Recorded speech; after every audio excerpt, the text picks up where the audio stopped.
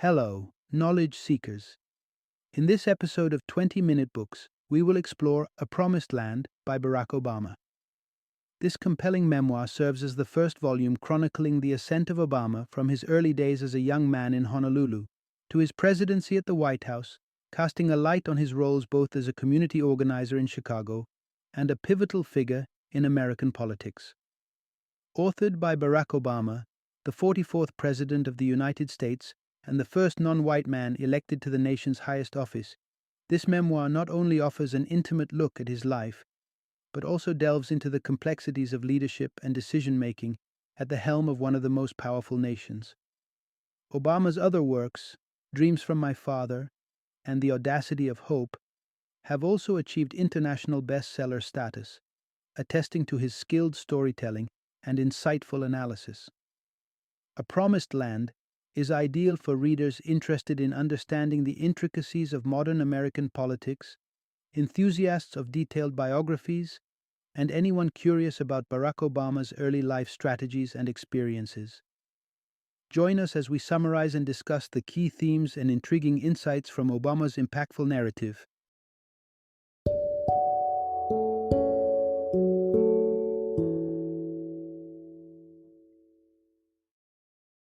A Promised Land, the first memoir of Barack Obama, the 44th President of the United States. Introduction: Navigating Challenges. The Unexpected Journey of Barack Obama. The year 2000 marked a low point for Barack Obama, a young state senator from Illinois who faced a series of embarrassing setbacks. Fresh from a crushing defeat in a congressional race, losing by a whopping 30 points, Obama's personal woes seemed to continue as he arrived in Los Angeles for the Democratic National Convention. Financial embarrassment ensued as his American Express card was declined at a car rental agency, and his troubles were capped off when he was denied access to both the convention floor and a prestigious after-party due to credential issues. Defeated, he headed to the airport, prepared to fly home in obscurity. This could have marked the end of Obama's political aspirations. Instead, it was just the beginning. Despite his setbacks and a host of detractors, Obama held on to a vision for America, one where unity transcended divisions of race, class, and politics. His persistence paid off. 4 years later, he delivered the keynote address at the DNC, and 4 years after that, he accepted the Democratic nomination for president, setting him on a path to become the first black president of the United States. But Obama's narrative isn't just a tale of political aspirations and achievements. His life story offers a more complex backdrop, involving an unremarkable and turbulent childhood in Honolulu, characterized by mediocre academic performance and drug experimentation. Yet these blinks into his life reveal the transformative journey of a man who, amidst self-doubt and adversity, would come to sit in the Oval Office during some of the nation's most pivotal moments, including the daring decision to order the raid that would eliminate Osama bin Laden. The series explores lesser-known aspects of Obama's life. The eclectic influences in his early life, as evidenced by his interest in the works of critical theorists like Foucault and Marx, attempting to forge intellectual connections, perhaps as a means to attract similarly thoughtful partners. His personal challenges while in office, such as smoking. The personal anecdotes provide a grounding insight into his daily struggles and triumphs, including the monumental effort required to quit smoking while leading the country. And intriguing political interactions, such as a memorable comment made by Mitch McConnell to Joe Biden that lingered long in the corridors of political power. This exploration offers a closer look at the complexities and personal battles of a man often viewed only through the lens of his public achievements. Part 1. From Curious Child to Political Pioneer. Born in 1961 in Honolulu, Hawaii, Barack Hussein Obama was an unremarkable youth by most standards. Raised by his mother and grandparents, no one could have predicted that this average student and decent basketball player would one day become the President of the United States. His youthful interests leaned more towards social gatherings than societal issues. However, during his high school years, Obama began to ponder deep questions that his family couldn't answer, such as the racial disparities in professional basketball and the economic struggles of seemingly good people. These questions drove him to books, sparking a passion for reading that would significantly shape his understanding of the world. This newfound knowledge followed him to Occidental College in Los Angeles in 1979, where his academic pursuits were, admittedly, partially motivated by a desire to impress his peers, particularly the women he was romantically interested in. His attempts at wooing them with philosophical and political discourse were largely unsuccessful in romance, but they enriched his grasp of political theory. Transferring to Columbia University, Obama's interest shifted from theory to practical application. Here, he realized that real change was effected through active engagement, not passive observation. Post-graduation, he pursued this realization to Chicago, where he worked on stabilizing communities affected by industrial decline. This experience not only pulled him away from theoretical studies, but also deepened his understanding of his identity as a mixed-race individual. Frustrated by the sluggish pace of change, Obama sought a platform that could amplify his impact. This led him to Harvard Law School. Surrounded by the intellectual rigor of Harvard, Obama thrived, delving deeply into civics, which paved the way for him to become the head of the Harvard Law Review, secure his first book deal, and receive offers from prestigious law firms. Though these offers were tempting, Obama chose a different path, one less traveled but more aligned with his visions of community improvement and social justice. This decision was a defining moment in his journey from a curious child to a political pioneer, marking just the beginning of his impactful career. Part 2. A Crossroads of Ambition and Family. In the year 2000, Barack Obama faced a pivotal moment that would dramatically influence his future. At this time, his personal life flourished. He was married to Michelle, a brilliant lawyer, and they had welcomed their daughter Malia into the world. Professionally, he balanced dual roles in law practice and teaching while serving as a state senator, a position he had secured and retained through 2 election cycles. Despite these successes, Obama felt an unshakable drive to achieve more in the political arena. This ambition led him to make a challenging decision: to run for the United States House of Representatives against a well-liked incumbent. The decision was bold and, as it turned out, ill-fated, ending in a substantial defeat by 30 points. This loss prompted a period of deep reflection for Obama. He recognized his decision as reckless, jeopardizing not just his career, but also his responsibilities to his young family.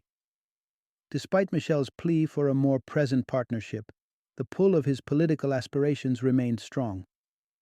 He was not ready to abandon his lifelong dream of bridging divides across America's varied political, racial, and socio-economic landscapes.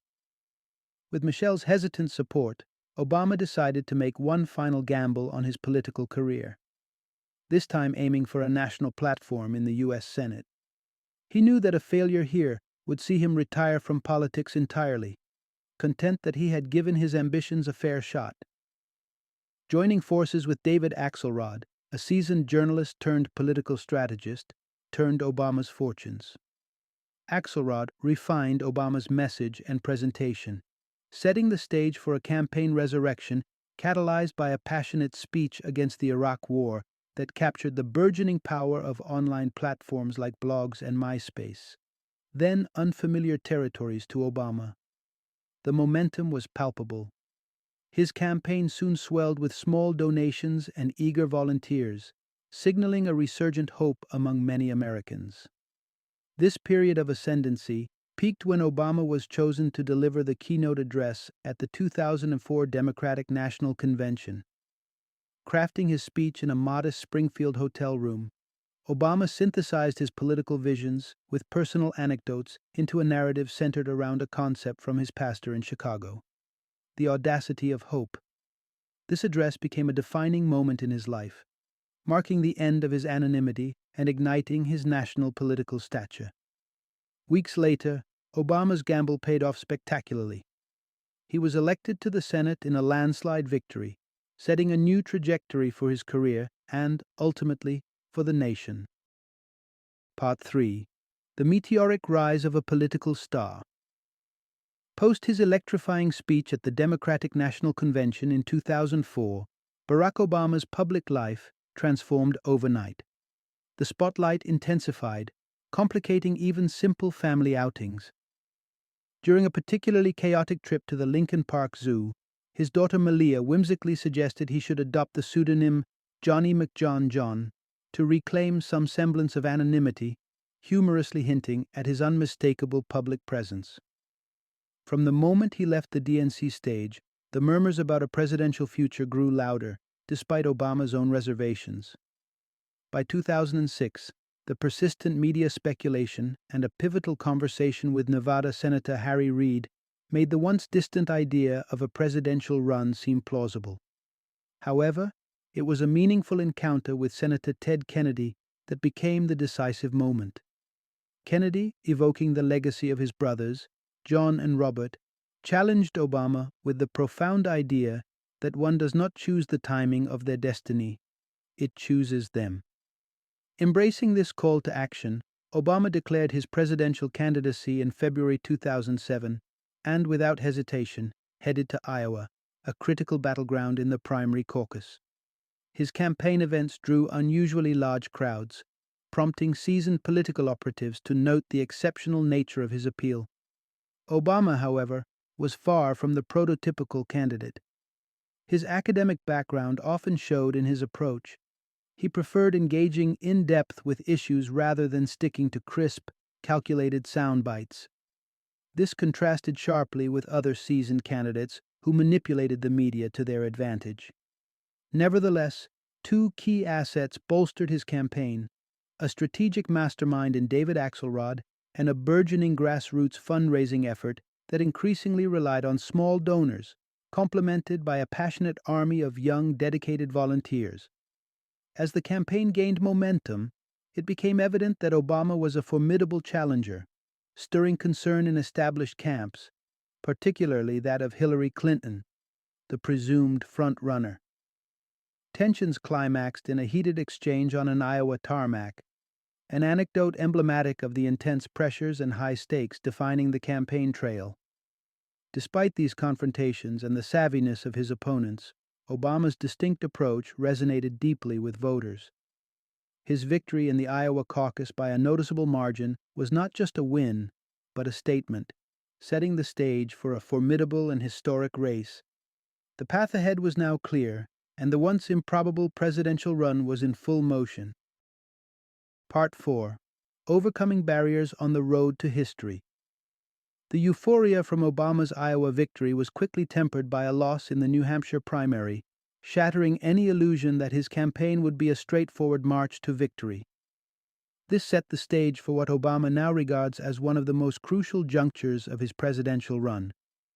The setback galvanized his team, reinforcing their resolve to dig in and adapt to the increasingly complex battle ahead. Further challenges soon surfaced, notably involving Obama's former pastor, Reverend Jeremiah Wright, whose contentious sermons reignited uncomfortable debates about race. This controversy unearthed Obama's delicate relationship with the black community. Some doubted America's readiness for a black president, while others questioned Obama's authenticity as a representative of their struggles. Beyond these internal community dynamics, Obama faced virulent external attacks, ranging from absurd accusations of past criminal activities to deeply offensive racial insinuations, such as a Fox News segment flippantly referring to Michelle Obama as Obama's baby mama. Nevertheless, the campaign persevered and witnessed significant victories, such as in South Carolina, where a historic turnout among black voters underscored a swelling wave of support. Obama's rallies became fervent gatherings, emblematic of the diverse hopes and dreams projected onto him, a weight of expectations he feared impossible to satisfy fully. The situation escalated with a widely circulated compilation video of Wright's most controversial statements, including the infamous "Goddamn America" sermon. This threatened to alienate potential supporters, especially those uneasy with a black president. Recognizing the campaign's potential jeopardy, Obama decided to address the issue head on. Crafting a nuanced speech about race, Obama aimed to contextualize Wright's influence within his broader life story, which also included his white grandmother, who harbored her own prejudices. This speech wasn't just damage control. It was a candid and comprehensive reflection on race in America, told through the prism of his personal experiences. To the relief and satisfaction of his campaign, the speech resonated widely, becoming a defining moment. Drawing over 1 million views within the first 24 hours, it not only mitigated the fallout from Wright's controversy, but also reaffirmed Obama's ability to engage with complex issues in ways that transcended traditional political rhetoric. This pivotal speech propelled Obama forward, leading to a string of primary victories that decisively positioned him as the Democratic nominee. These successes marked not just a campaign triumph, but a significant milestone in American history, signaling a nation on the cusp of embracing its first black president. Part 5. A transformative partnership forms amidst brewing storms. As the 2008 presidential race intensified, Barack Obama faced the crucial decision of selecting a vice presidential candidate. Initially, Joe Biden didn't seem like the obvious choice. With a nearly two-decade age difference, contrasting personalities, and differing political backgrounds, they were an unlikely pair. Biden's congeniality and straightforward charm differed sharply from Obama's more reserved and analytical demeanor. However, Biden's intelligence, compassion, and sincere empathy ultimately made the decision clear for Obama. Their partnership symbolized a balance of qualities and mutual respect. As the campaign progressed, Obama gained traction in the polls. This lead appeared solid until John McCain, the Republican nominee, made a surprising vice presidential pick that sent ripples through the political landscape. When Sarah Palin, the relatively unknown governor of Alaska, joined McCain, it prompted a bewildered reaction from Biden and left many Americans curious. With her folksy charm and conservative values, Palin resonated with a significant segment of voters, underscoring the deep-rooted partisan and cultural divides within the country. John McCain, admired by Obama for his courage and integrity, seemed increasingly swayed by the rightward shift of his party and the populist currents shaping the electorate. Yet, the challenges Obama faced went beyond electoral politics. A looming financial crisis threatened to overshadow the presidential campaign. By late 2007, the collapse of major subprime lenders heralded a broader unraveling of the financial sector, culminating in widespread institutional losses, market panic, and a recession by spring 2008. This crisis posed a severe test for both campaigns, but particularly destabilized McCain's efforts. His decision to suspend his campaign to address the crisis was widely seen as a last-ditch effort, one that inadvertently signaled his campaign's desperation to many observers. Amidst this turmoil, cultural and political enthusiasm for Obama continued to build. The iconic Hope poster by Shepard Fairey became a visual symbol of the era, capturing Obama's visage in patriotic colors and embodying the soaring aspirations of many Americans. Valerie Jarrett, Obama's close advisor, encapsulated the moment by remarking on his transformation into a national symbol of change. On Election Day, maintaining a tradition believed to bring good luck, Obama played basketball. Later, he joined his family and advisors in a downtown Chicago hotel to watch the electoral returns. As state after state turned blue, the magnitude of the moment was overwhelming. Sitting beside his mother-in-law, Marion Robinson, who had never imagined seeing a black president in her lifetime, the realization of what they were witnessing was poignant. Obama's journey from a hopeful candidate to the brink of the presidency was not just a personal victory, but a historic milestone for America. Part 6. Steering through stormy economic waters. In the winter of 2008, as President Barack Obama took office, the United States faced one of its most severe economic crises since the Great Depression. With the stock market plummeting by 40%, over 2.3 million homes facing foreclosure, and household wealth experiencing a catastrophic drop, the challenges were monumental. Amidst this dire picture, Obama found the stress so overwhelming that he resumed smoking, reaching up to 10 cigarettes a day in his struggle to cope. The paramount task at hand was to stabilize the faltering economy. The cornerstone of Obama's strategy was the implementation of a fiscal stimulus bill designed to inject a surge of capital back into the economy. This ambitious plan included enhanced food stamps, extended unemployment benefits, tax reductions for the middle class, and crucial financial support to states, which would enable them to retain essential public service employees like teachers and firefighters. However, getting the bill passed through Congress was no small feat. The legislative landscape had significantly shifted. Bipartisanship felt like a relic of the past, barely surviving amidst a polarized political environment dominated by figures influenced by Newt Gingrich, Rush Limbaugh, and Sarah Palin. These figures, emblematic of a no-compromise stance, were driven by Mitch McConnell, the Republican Senate leader, known for his stark partisanship and lack of charisma. McConnell's approach to politics was distinctly adversarial. An anecdote from Joe Biden highlighted this dynamic. During a Senate interaction aimed at discussing legislation, McConnell dismissively halted Biden with a hand gesture, indicating a complete lack of interest in dialogue. According to Biden, McConnell's words were harsh. "You must be under the mistaken impression that I care." Despite these challenges, Obama remained committed to bipartisanship, striving for cooperation across the aisle. Yet, as his attempts continued, it became apparent that such efforts were in vain. McConnell had reportedly instructed his caucus to avoid any engagement with the White House staff about the stimulus package, aiming to thwart Obama's legislative agenda at all costs. The Recovery Act eventually passed without a single Republican vote, a stark indicator of the intense partisan battles that lay ahead.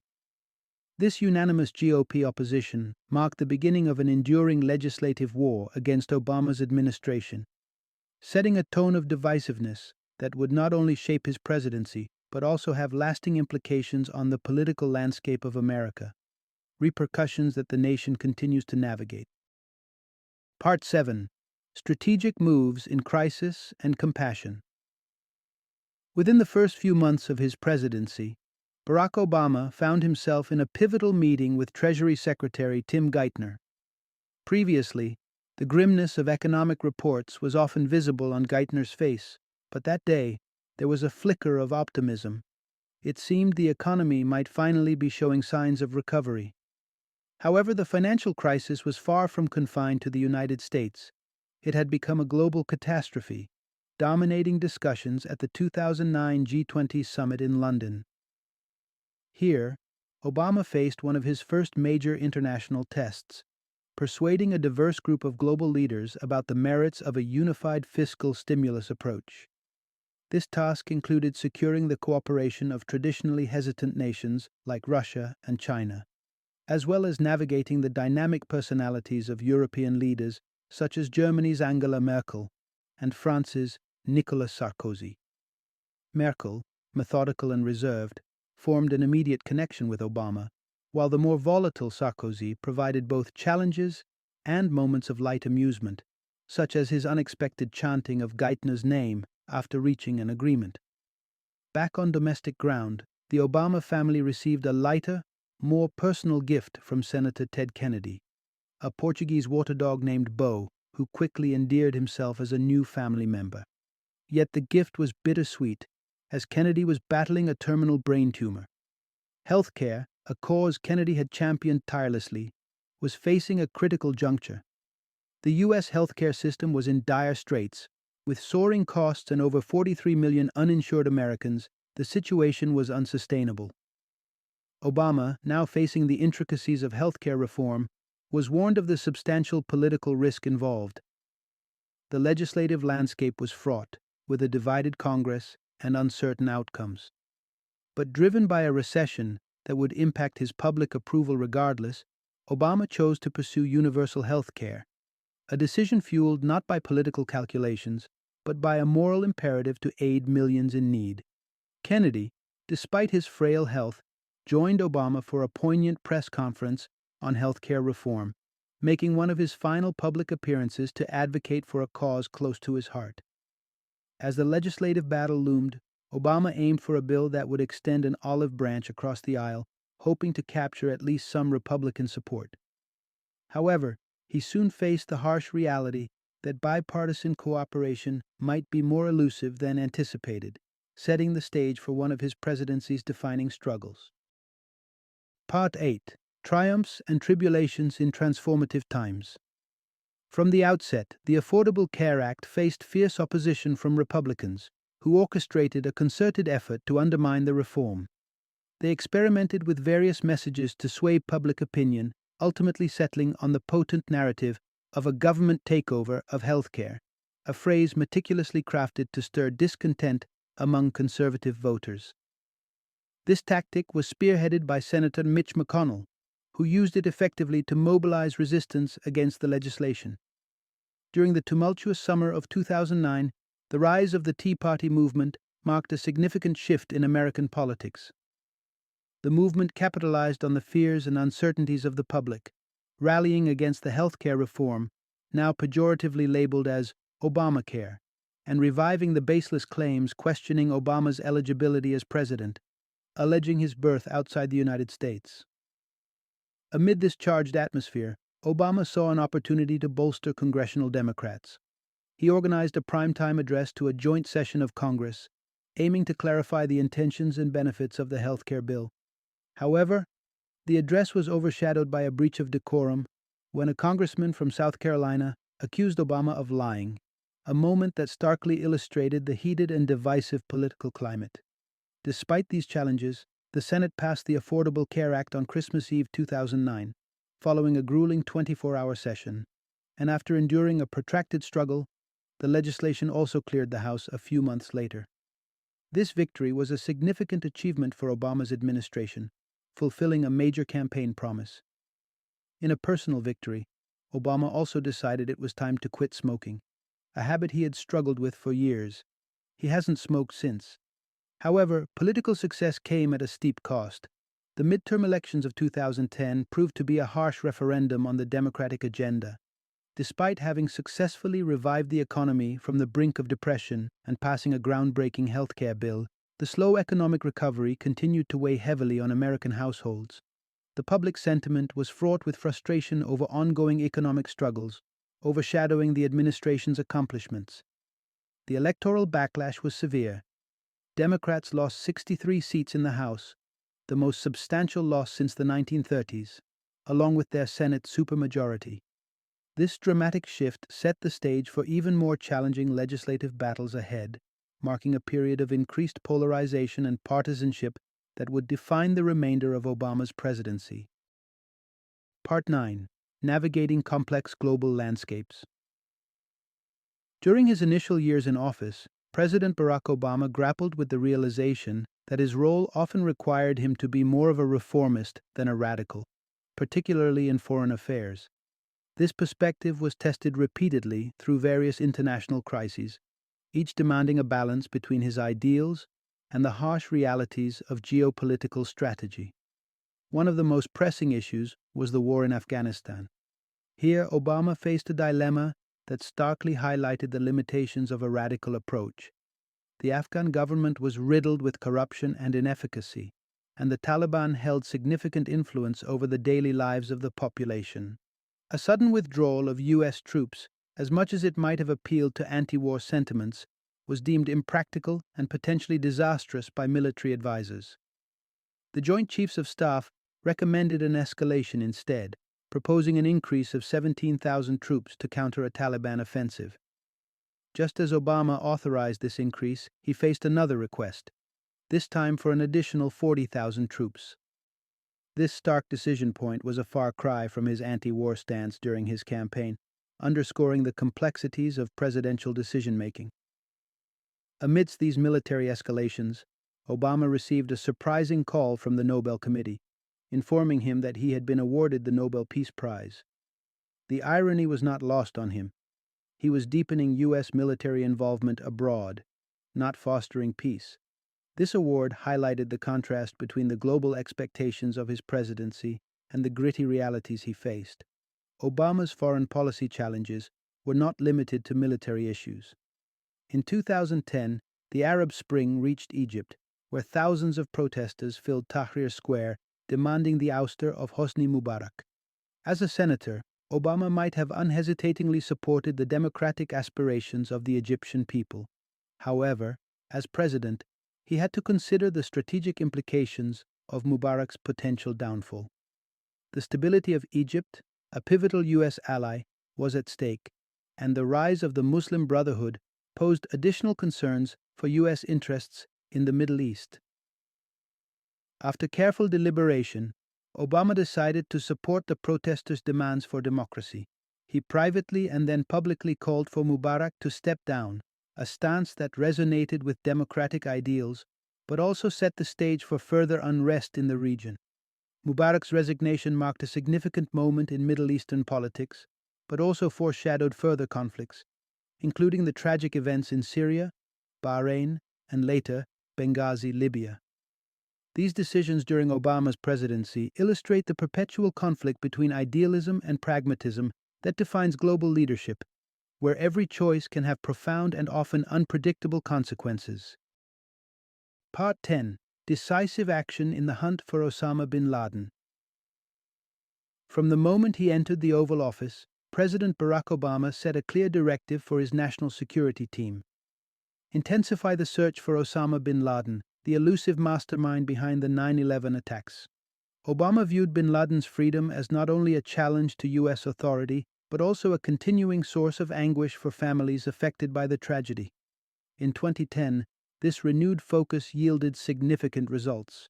CIA analysts identified a suspicious compound in Abbottabad, Pakistan, which housed an individual known as the Pacer. His physical characteristics and certain behavioral patterns, including burning trash and the number of people he lived with, matched those reported of Osama bin Laden. The analysts estimated a 60 to 80% likelihood that the Pacer was indeed bin Laden. The monumental decision of how to proceed fell to President Obama. He was faced with the prospect of authorizing a covert military operation on foreign soil, an action fraught with geopolitical and operational risks. Aware that any leak could jeopardize the mission, Obama opted for secrecy and deliberation, recognizing that bin Laden would vanish again at the slightest hint of American pursuit. After nearly 2 years of meticulous planning and secrecy, Obama authorized a daring raid by a Special Ops Navy SEAL team. They were to infiltrate the compound from Afghanistan using helicopters, eliminate bin Laden, and withdraw before attracting the attention of Pakistani authorities.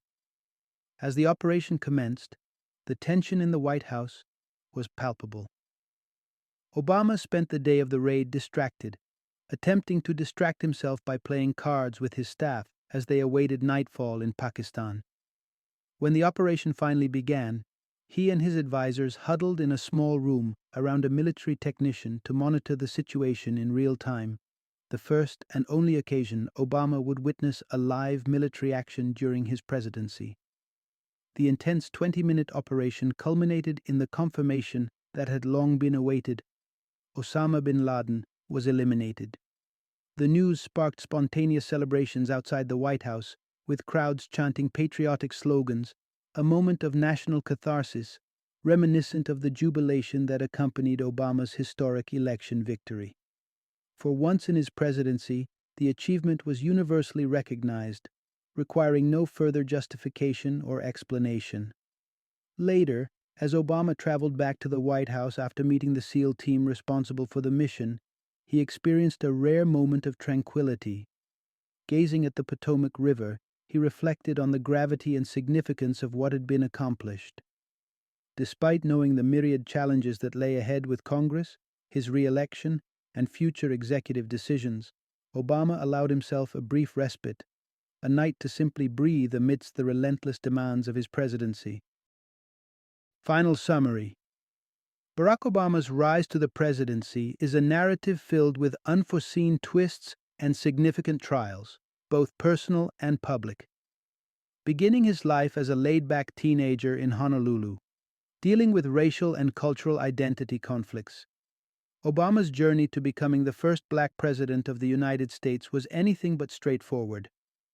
Throughout his path, Obama encountered numerous hurdles, some resulting from external opposition, others from his own mistakes and inner conflicts.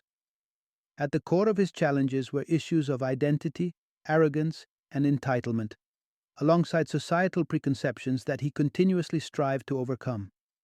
These personal battles mirrored the larger national issues he would later address as president. His mixed heritage and diverse upbringing endowed him with a unique perspective that proved essential in navigating the complexities of national and international politics. Obama's presidency highlighted his ability to reconcile contrasting aspects of his identity and ideology. He managed to blend the working class values instilled during his upbringing with the intellectual rigor of his Ivy League education. This fusion shaped his approach to governance, emphasizing the importance of compromise when necessary, while also knowing when to firmly uphold his beliefs. Throughout his political career, Obama's decisions, whether about health care, economic reform, or foreign policy, were often informed by his deep understanding of the nuanced interplay between differing viewpoints and backgrounds. He championed the idea that progress, whether personal or societal, involves a continual process of learning and adaptation. As he navigated the presidency's myriad challenges, Obama remained focused on what he believed would advance the nation's values of equality, justice, and opportunity. This steadfast commitment grounded his leadership, providing a model for resilience and pragmatism that he hoped would inspire not only the current generation, but also those to follow. As his time in office concluded, Obama's legacy emerged not just from the policies he implemented, but from the example he set in merging diverse aspects of America's identity towards a common good.